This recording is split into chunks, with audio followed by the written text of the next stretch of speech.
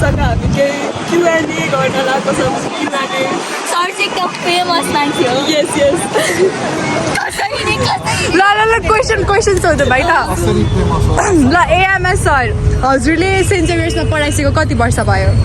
23 वर्ष 23 वर्ष भइसक्यो त्योभन्दा अगाडि अन्त कतै पढाइसकेको थियो कि नै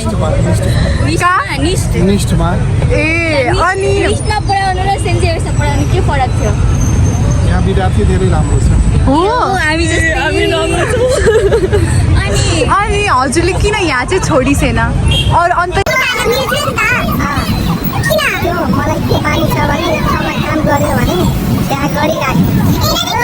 किन निस्टा छोड्नु भएर निस्टमा काम गरिरहँदाखेरि किन निस्टा छोड्नु भएर निष्ठमा किन छोडेको भने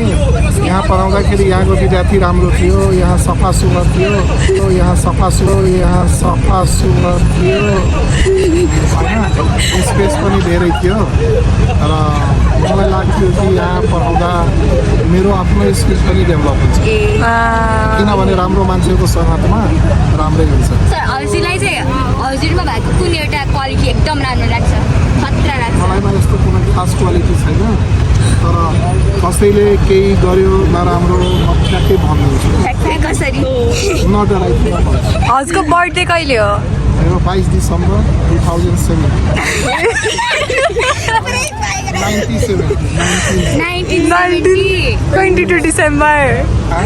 20 डिसेम्बर 1970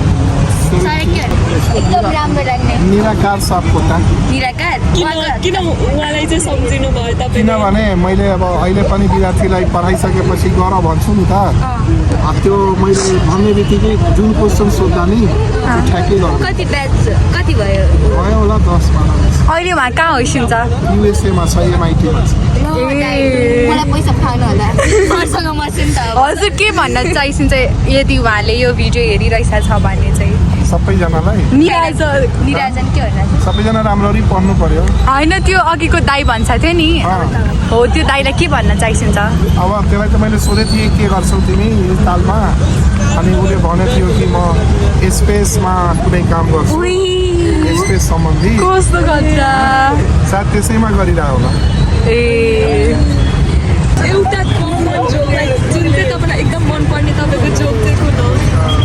अब यही ताल लगायो भने काम केही गर्न सक्दैन भन्छु अनि सर हजुरको एउटा ऊ पनि डाइरेक्ट पनि संसार कता जाँदैछ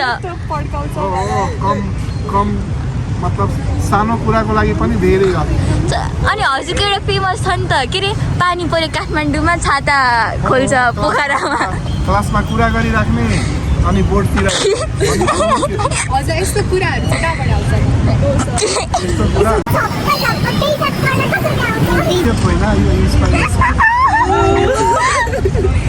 कहाँबाट आउँछ सिचुएसनले यो बोल्न लाग्छ त्यहाँको सिचुएसनमा धेरै कुरा भन्नु अनि हजुर किन टिचरै भइसक्यो अरू केही भन्न मन थिएन भन्न त मन धेरै थियो तर इमिडिएट जब टिचरले पाएर यसमा अरू के पढ्न मन थियो अब त्यो भइसक्यो ठिक छ अरू के क्वेसन तपाईँले स्टुडेन्टहरूलाई सेन्ट जेभियर्सको माइती घरको स्टुडेन्टहरूलाई के इन्सपायर गर्न मेहनत चाहनुहुन्छ गर्नु पर्यो पढ्नु पर्यो 10बाट 11मा आउँदा त अलिक गाह्रो हुन्छ नि त हुँदैन पहिला यस्तै भनेर कोर्सहरू सबै मोडिफाई गरेछ त्यही पनि विद्यार्थी पुरानै काममा पढेर आउँछ सर अब हाम्रो जुनियर्सलाई के भन्न चाहनुहुन्छ जुनियर्सलाई के भन्न चाहन्छु भने केही नछुटाइकन राम्ररी पढेर आउने यहाँ आएपछि आएको डे 1 देखि पढ्ने ल सिनियर्सलाई आफ्नो पहिलाको सिनियर्सहरू जस्तै राम्ररी कुनै चिजमा राम्रो काम गर्ने अनि यो भिडियो पनि हेर्ने भन्नु म्याथ त हाम्रो लागि सबैको लागि जिन्दगी नै जसको पनि जिन्दगी बदल्दैछ तिमीलाई दुःख परेको बेला तिमी टिचिङ गरेर पनि खान सक्छौ तिमीलाई राम्रो म्याथ आयो भने राम्रो इन्जिनियर बन्न सक्छौ बायोलोजीमा राम्रो रिसर्च गर्न सक्छौ केही भएन भने आफ्नो नेक्स्ट जेनेरेसनलाई सिकाउन सक्छौ अनि यदि आएन भने त अरूबाट त धेरै कस्टली पर्छ सस्तो त छैन टाइम टेकन पनि छ सस्तो पनि छ धेरै कष्ट। हजुरको लागि जिन्दगी के हो? मेरो लागि जिन्दगी विद्यार्थीको जिन्दगी सप्रियो भने मेरो जिन्दगी राम्रै जस्तो लाग्छ।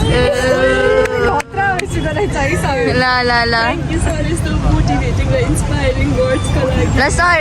यो भिडियोलाई लाइक सेयर सब्सक्राइब र कमेन्ट गर्नु होला गर्नु न सर। यस्तो प्लिज सर यस्तो के यस्तो प्लिज लास्टमा केही भन्दिस् तिम्रो अन्तरात्माले जे भन्छ त्यो राम्रो गर। ओइ